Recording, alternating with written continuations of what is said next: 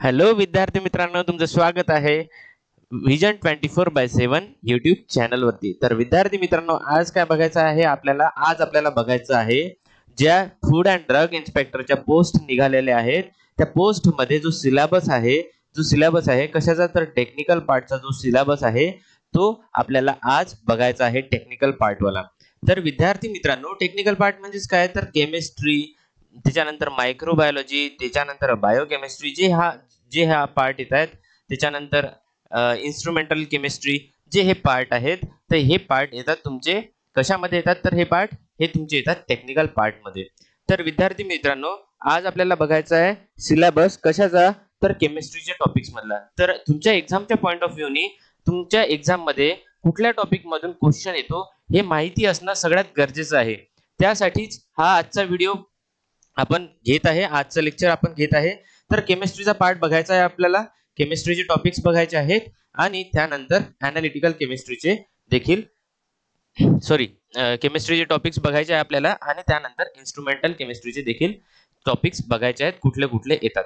त्यानंतर आता हे टॉपिक्स कशासाठी असणार आहेत, तर ते असणार आहेत अनालिटिकल केमिस्ट्री, अनालिटिकलच्या पोस्ट आहेत त्याच्यासाठी, आणि त्यानंतर सिनियर टेक्निकल असिस्टंटच्या पोस्ट आहेत त्यासाठी. चला तर मग बघूया टॉपिक्स कुठले कुठले आहेत, सिलेबस कुठला कुठला केमिस्ट्रीचा इम्पॉर्टंट आहेत, इम्पॉर्टंट टॉपिक्स कोणते कोणते आहे केमिस्ट्रीचे, ते सर्व अनालाइज करूया. तर विद्यार्थी मित्रांनो, साधारणतः आपण डिवाइड करूया एक्झामला दोन पार्ट मध्ये. पहिला पार्ट कोणता राहणार आहे, सिनियर सिनियर सिनियर लेट हा सिनियर टेक्निकल असिस्टंटचा, आणि दुसरा पार्ट आहे अनालिटिकल केमिस्ट्रीचा. अनालिटिकल केमिस्टचा पार्ट एक. तर आता जो हा आहे सिनियर टेक्निकल असिस्टंट वाला पार्ट, हा टोटली बेस्ड कशावरती आहे, based on what, based on BSc oblique graduation. तुमच्या कशाच्या बेसिसवरती आहे, ग्रॅज्युएशनच्या बेसिसवरती. त्यानंतर विद्यार्थी मित्रांनो, त्यानंतर हा जो अनालिटिकल केमिस्टच्या पोस्ट आहेत तर ह्या पोस्ट कोणत्या सिलेबस वरती किंवा कोणत्या क्वालिफिकेशन वरती डिपेंड आहेत किंवा बेस्ड आहेत, based on what, based on PG it means that post ग्रॅज्युएशनच्या बेसिस वरती पोस्ट आहेत ह्या पोस्ट ग्रॅज्युएशन. तर आता याच्यामध्ये ज्या सिनियर टेक्निकल असिस्टंट आहे, आता याच्यामध्ये केमिस्ट्रीचा पार्ट कुठला येणार, कोणत्या टॉपिक मधून येणार किंवा कोणत्या लेवलचे क्वेश्चन्स राहतील, तर ते राहतील टोटली कोणत्या लेवलचे, बीएससी लेवलचे, म्हणजे ग्रॅज्युएशन लेवलचे. त्यानंतर आता जे पीजी साठी जे अनालिटिकल केमिस्टच्या पोस्ट आहेत, त्या पोस्ट साठी जो सिलेबस राहणार तो कोणत्या लेवलचा राहणार किंवा कोणत्या लेवलचे क्वेश्चन्स विचारले जाणार, तर ते क्वेश्चन्स विचारले जाणार पोस्ट ग्रॅज्युएशनच्या बेसिसवरती. तर आता क्वेश्चन येतो की तुम्ही म्हणाल सर, आता बीएससीचा जर सिलेबस बघितला आपण, बीएससीचा सिलेबस वास्ट आहे आणि त्याच्या दुप्पट पीजीचा देखील सिलेबस आहे पोस्ट ग्रॅज्युएशनचा. तर याच्यामधलं नेमकं करायचं काय, तर साधारणतः आपण केमिस्ट्रीला डिवाइड करू तीन पार्ट मध्ये. मी बीएससी वाल्यांसाठी जे सिनियर टेक्निकल असिस्टंट आहेत त्यांच्यासाठी गोष्ट करत आहे, आणि जे अनालिटिकल केमिस्ट्री पोस्ट साठी अप्लाय केलं ज्यांनी, त्यांच्यासाठी देखील हा सिलेबस आहे. तर केमिस्ट्रीला साधारणतः आपण डिवाइड करू, केमिस्ट्रीला डिवाइड करू आपण तीन पार्ट मध्ये.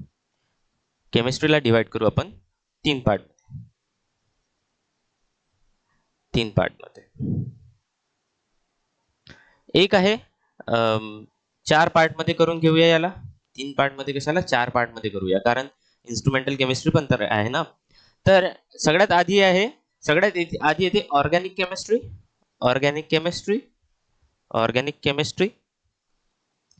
त्यानंतर येते इनऑर्गॅनिक केमिस्ट्री.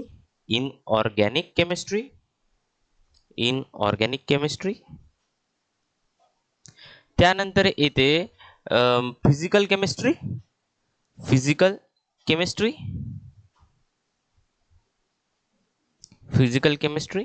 त्यानंतर येते अनालिटिकल केमिस्ट्री. अनालिटिकल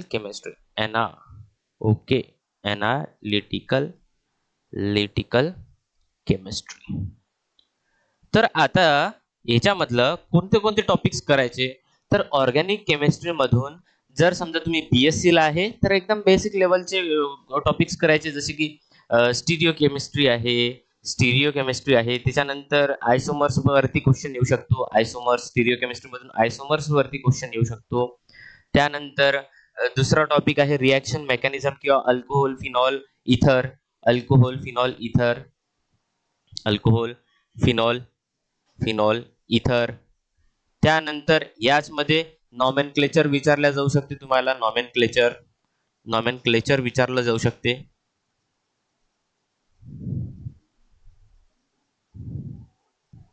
नॉमेनक्लेचर मधून क्वेश्चन विचारला जाऊ शकतो.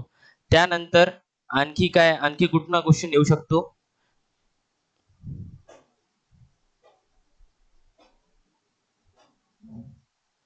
त्यानंतर आणखी कुठला क्वेश्चन येऊ शकतो, तर जसं की ऑर्गॅनिक स्पेक्ट्रोस्कोपी आहे, ऑर्गॅनिक स्पेक्ट्रोस्कोपी वरून बेसिक क्वेश्चन येऊ शकतो, जसं की यूव्ही आहे, आयआर आहे, एनएमआर आहे, एनएमआर स्पेक्ट्रोस्कोपी, याच्यामधून क्वेश्चन विचारला जाऊ शकतो स्पेक्ट्रोस्कोपी. तर हे साधारणतः इझी टॉपिक्स आहेत, याच्यामधून क्वेश्चन विचारला जाऊ शकतो. आणि जर पीजी लेवलचं म्हटलं तर रिएजंट्स वरून क्वेश्चन येऊ शकतो, रिएजंट्स नेम्ड रिएक्शन वरून क्वेश्चन येऊ शकतो पीजी साठी, नेम्ड रिएक्शन्स वरून. त्यानंतर जर समजा इनऑर्गॅनिकची गोष्ट केली आपण, इनऑर्गॅनिक बद्दल जर बघितलं आपण, तर इनऑर्गॅनिक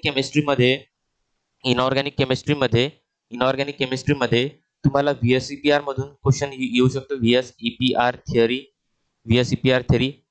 आणि हा क्वेश्चन तर नेहमीच प्रत्येक एक्झाम मध्ये राहते, की तुम्हाला हायब्रिडायझेशन sp3d किंवा मग sp3d2 हायब्रिडायझेशन काढायला विचारतात. त्याच्यानंतर बायो इनऑर्गॅनिक केमिस्ट्री मधून क्वेश्चन जनरली विचारला जाऊ शकतो. बायो इनऑर्गॅनिक केमिस्ट्री, जसं फूड अँड ड्रग ऍडमिनिस्ट्रेशनच्या पोस्ट आहे, तर तुमच्यासाठी सगळ्यात जास्त क्वेश्चन तुम्हाला बायो इनऑर्गॅनिक मधून बघितल्या जाऊ शकतात.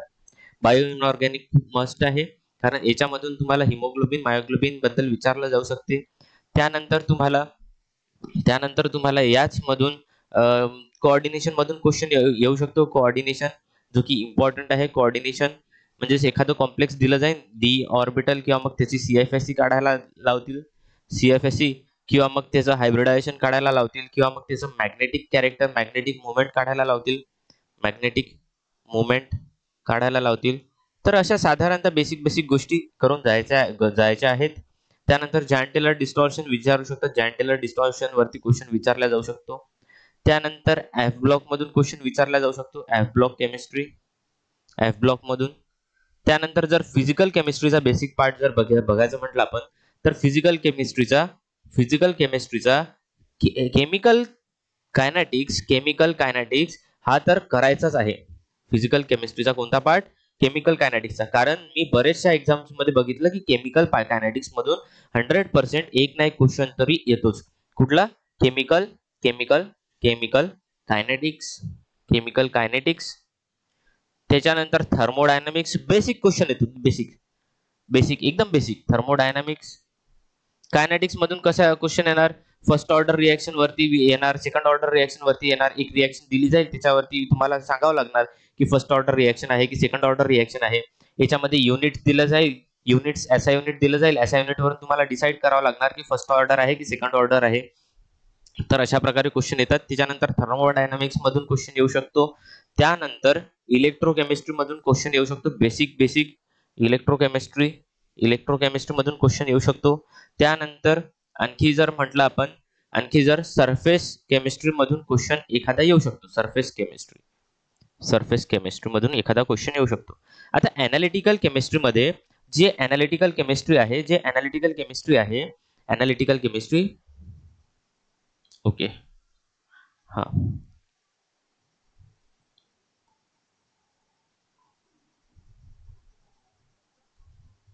जे एनालिटिकल केमिस्ट्री आहे,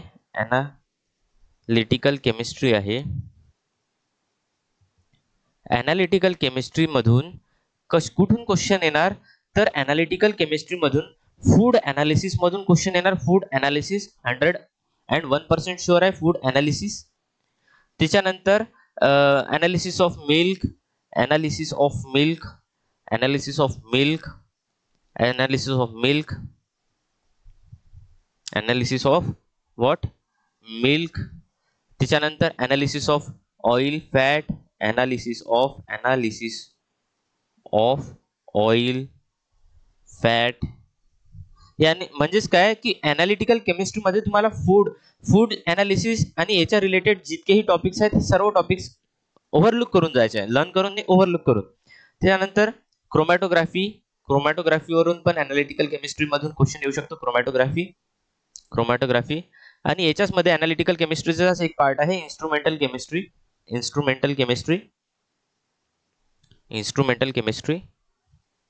इन्स्ट्रुमेंटल केमिस्ट्रीमध्ये जे स्पेक्ट्रोफोटोमीटर आहे, स्पेक्ट्रोफोटोमीटर, कलरीमीटर,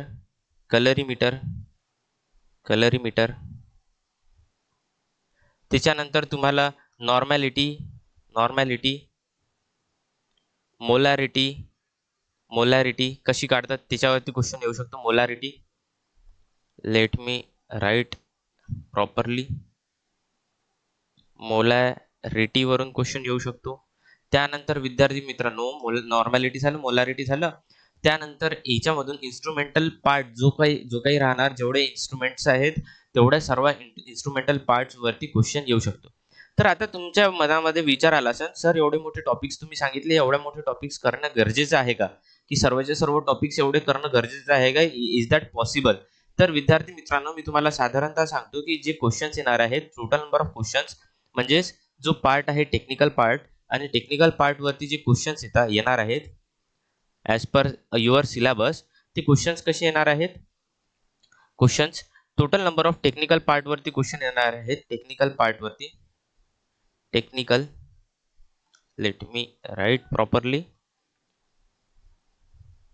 टेक्निकल पार्ट मधून टोटल क्वेश्चन किती येणार आहेत तुम्हाला? टोटल 40 क्वेश्चन्स येणार आहेत, बरोबर.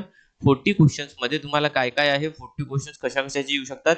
केमिस्ट्री, त्यानंतर इन्स्ट्रुमेंटल केमिस्ट्री,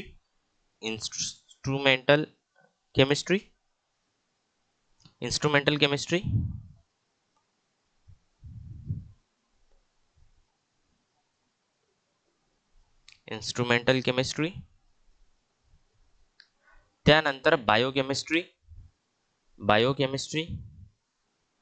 त्यानंतर मायक्रोबायोलॉजी. जेवढे टॉपिक्स आहेत एवढे टॉपिक्स मधून म्हणजे 40 क्वेश्चन येतील, आणि हे 40 क्वेश्चन किती मार्क्सचे आहेत? ऑलमोस्ट 80 मार्क्स आहेत. 80 मार्क्सचे क्वेश्चन्स आहेत. तर हे जे 80 मार्क्स आहेत हे जर तुम्हाला कव्हर करायचे असतील, कन्सिडर करून चला, हे जर 40 क्वेश्चन येणार आहेत तर 40 क्वेश्चन मध्ये किती पार्ट आहेत? 40 क्वेश्चन मध्ये किती पार्ट डिवाइड होत आहेत? 1 2 3 4 पार्ट डिवाइड होत आहेत. म्हणजे एका पार्ट मधून 10 क्वेश्चन्स येतील असं कन्सिडर करू. 10 क्वेश्चन केमिस्ट्रीचे, 10 क्वेश्चन इन्स्ट्रुमेंटल केमिस्ट्रीचे, 10 क्वेश्चन कशाचे? बायोकेमिस्ट्रीचे.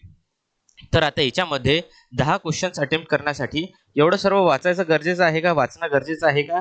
तर विद्यार्थी मित्रांनो मी तुम्हाला सांगतो की याच्यातले जे इम्पॉर्टंट टॉपिक्स आहेत, जे जसं की मी म्हटलं VSEPR 3 याच्यामधून एक क्वेश्चन राहतेच, केमिकल कायनेटिक्स मधून एक क्वेश्चन राहते, थर्मोडायनामिक मधून क्वेश्चन राहते, बायो इनऑर्गॅनिक जसं फूड अँड ड्रगचे आहेत बायो इनऑर्गॅनिक राहणारच, बायो इनऑर्गॅनिक मधून क्वेश्चन, आणि एखादं ऑर्गॅनिकचा क्वेश्चन नॉमेनक्लेचर मधून टाकू शकतात, स्पेक्ट्रा मधून टाकू शकतात.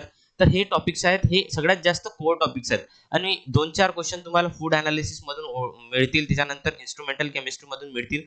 तर जर समजा साधारणतः आपण 2 टॉपिक्सला मर्ज केलं, जसं इन्स्ट्रुमेंटल केमिस्ट्री आणि केमिस्ट्रीचे, तर टोटल क्वेश्चन येतात, टोटल 20 क्वेश्चन्स येतात. आता हे 20 क्वेश्चन्स या पार्ट मधून येणार आहेत. तर जर हे तुम्हाला याच्यामधून मॅक्सिमम क्वेश्चन कव्हर करायचे असतील तर तुम्हाला हे इम्पॉर्टंट टॉपिक्स कव्हर करणे गरजेचंच आहे. जसं की VSEPR 3 मोस्ट आहे, याच्यामधून 101% मी सांगतो विद्यार्थी मित्रांनो, याच्यातून एक क्वेश्चन येणारच आहे. तर तो क्वेश्चन चुकला नाही पाहिजे, तो क्वेश्चन गेला नाही पाहिजे हातून. तर हे सगळ्यात जास्त इम्पॉर्टंट आहे. त्यानंतर केमिकल कायनेटिक्स मधून एक क्वेश्चन तर राहणारच आहे, बायो इनऑर्गॅनिक मधून माझ्या वतीने राहणार आहे, स्पेक्ट्रा मधून एक तरी क्वेश्चन राहणारच आहे, स्पेक्ट्रा मधून. त्यानंतर राहिला विषय याच्या फूड अनालिसिस मधून 2-3 क्वेश्चन राहू शकतात. तर असं हा जो पार्ट आहे, हा जो केमिस्ट्रीचा पार्ट आहे, अशा प्रकारे तुम्हाला कव्हर अप करायचा आहे. त्यानंतर लगेच बायोकेमिस्ट्री देखील आपला जो क्लास आहे त्याच्यामध्ये बायोकेमिस्ट्री, मायक्रोबायोलॉजी देखील कव्हर अप करत आहे. तर तुम्ही जर नवीन असाल आपल्या चॅनल आज जर नवीन असाल तुम्ही आजच्या आपल्या चॅनलवरती, तर चॅनलला नक्कीच लाईक करा, बेल आयकॉनवरती क्लिक करा आणि सबस्क्राईब करा. कारण काय आहे की आमचे जे क्लास आहे किंवा मग जे व्हिजन 24/7चं जे ॲप्लिकेशन आहे किंवा मग चॅनल आहे, ह्याच्यावरती आम्ही फक्त काय करतो, टेक्निकल पार्ट घेतो. टेक्निकल पार्ट जो की तुमच्या एक्झामच्या पॉईंट ऑफ व्ह्यूनी सगळ्यात जास्त इम्पॉर्टंट आहे. आणि आम्ही जो हा टेक्निकल पार्टचा जो सिलेबस घेतो, तो सिलेबस खूप जास्त रिसर्च करून घेतला जातो. 2-4 पेपरचं ॲनालिसिस करून घेतलं जातं. प्रिव्हियसली कशा प्रकारे कुठल्या टॉपिकमधून क्वेश्चन आलेले आहेत, अशा टॉपिकचा ॲनालिसिस किंवा रिसर्च करून हे टॉपिक्स आम्ही आपल्या सिलेबसमध्ये कव्हर अप करत असतो. तर बस आजच्यासाठी बस एवढंच ठीक आहे. नेक्स्ट आपण लवकरच मिळणार आहे, एखादा केमिस्ट्रीचा टॉपिक घेऊन येणार आहे. तर नवीन टॉपिक येण्यासाठी, तुम्हाला माहिती होण्यासाठी बेल आयकॉनवरती क्लिक करा, आपल्या चॅनलला सबस्क्राईब करा नवीन असाल तर. आणि थँक्यू. भेटूया लवकरच नेक्स्ट व्हिडिओमध्ये.